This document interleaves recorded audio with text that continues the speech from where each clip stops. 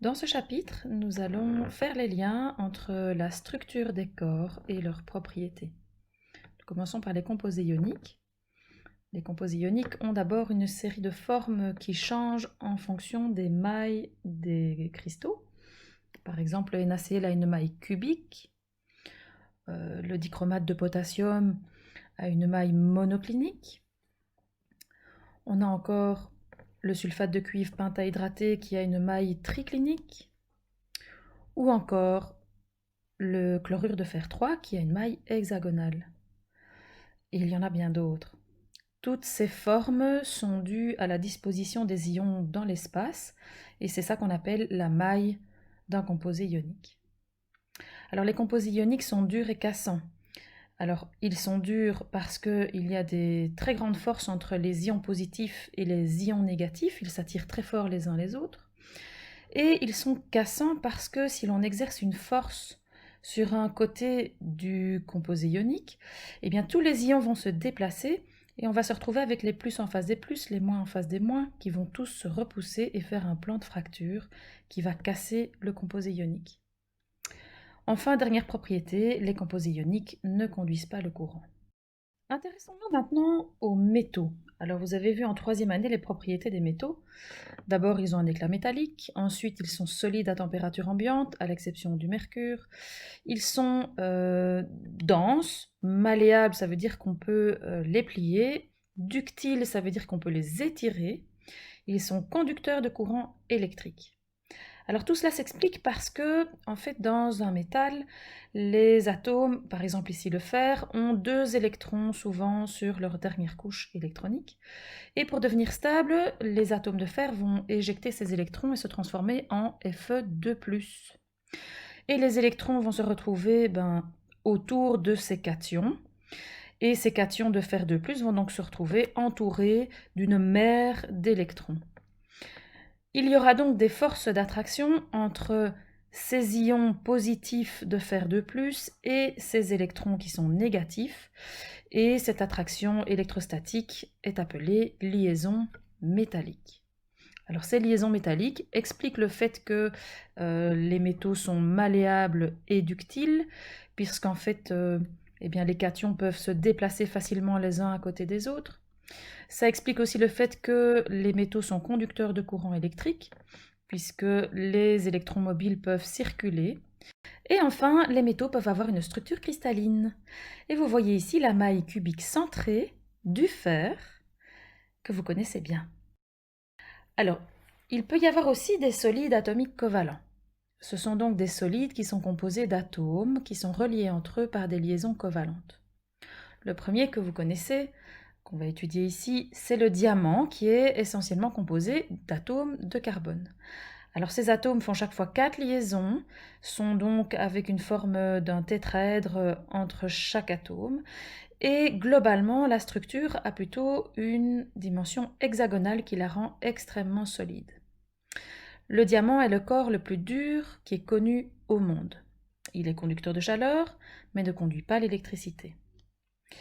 Quelle est son utilisation? C'est plutôt en bijouterie, vous le savez bien, mais également en industrie, puisque le diamant va permettre de couper du verre, des roches et d'autres matériaux qui sont durs. Un autre solide atomique covalent, c'est le graphite, qui est également composé uniquement de carbone. Seulement, le graphite est composé de feuillets qui le rendent justement très fragile et très cassant. Le graphite est conducteur thermique, mais il est également conducteur électrique parce que entre ces feuillets, il y a une série d'électrons qui sont mobiles et qui vont permettre de conduire le courant électrique. L'utilisation du graphite, on l'a notamment dans les mines de crayon et dans les électrodes électriques. Enfin, sur cette image, on voit que la structure du diamant à gauche a l'air bien plus solide que la structure du graphite à droite. Enfin, nous allons étudier la molécule de l'eau. Pourquoi? Parce qu'elle représente bien ce qu'on appelle les cohésions intermoléculaires, c'est-à-dire les liaisons entre molécules. Observons ici la différence entre H2O et H2S. Ce sont deux formules semblables et deux configurations spatiales semblables. La masse molaire de l'eau est de 18 g par mol et la masse molaire du sulfure d'hydrogène est de 34 g par mol. Pourtant, leur température d'ébullition est assez différente. 100 degrés pour l'eau et moins 61 degrés pour le sulfure d'hydrogène. Ce qui veut dire qu'à température ambiante, l'eau est liquide alors que le sulfure d'hydrogène est gazeux, alors qu'il est beaucoup plus lourd. Les forces qui relient les molécules d'eau sont donc beaucoup plus fortes que les forces qui relient les molécules d'H2S. Pourquoi? H2S a la même configuration spatiale que H2O. Dans les deux cas, on a des liaisons covalentes polarisées avec des charges partielles positives sur les hydrogènes et des charges partielles négatives sur le soufre et l'oxygène. Par contre, l'oxygène est beaucoup plus électronégatif que le soufre. Et donc les liaisons entre l'oxygène et l'hydrogène sont beaucoup plus polarisées, ce qui donne une charge partielle beaucoup plus positive au niveau de l'hydrogène. Et quand d'autres molécules d'eau vont s'approcher du côté de l'hydrogène, eh bien l'oxygène va être attiré par l'hydrogène. Et toutes les molécules d'eau vont avoir cette attraction entre d'une part l'oxygène très négatif et l'hydrogène très positif. On a une liaison qui s'appelle un pont hydrogène. Alors au niveau de l'ébullition, l'eau, pour pouvoir bouillir, va devoir fournir de l'énergie pour casser les ponts hydrogène et pour agiter les molécules d'eau, alors que le sulfure d'hydrogène ne doit qu'agiter les molécules d'eau. Un pont hydrogène, ou une liaison hydrogène, est donc une attraction électrostatique entre des molécules. Il y a deux conditions pour avoir un pont hydrogène. D'une part, il faut une molécule qui contient de l'hydrogène, fatalement, dont la charge partielle est très élevée. Donc ça doit être un atome d'hydrogène lié à du fluor, de l'azote, de l'oxygène, du chlore, parce qu'ils sont très électronégatifs.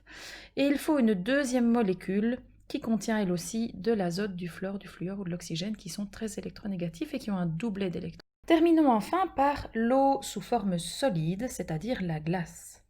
Les molécules d'eau dans la glace vont cristalliser en se plaçant à la façon d'un tétraèdre avec les ponts hydrogènes qui relient ces molécules d'eau. Ça lui donne une forme qui est très solide puisque la structure globale va être une structure hexagonale. On peut observer ici sur le dessin que on a donc une structure en hexagone, mais qui contient également beaucoup d'espace vide. Et c'est la raison pour laquelle la masse volumique de la glace est beaucoup plus petite que la masse volumique de l'eau, ce qui fait que les glaçons flottent.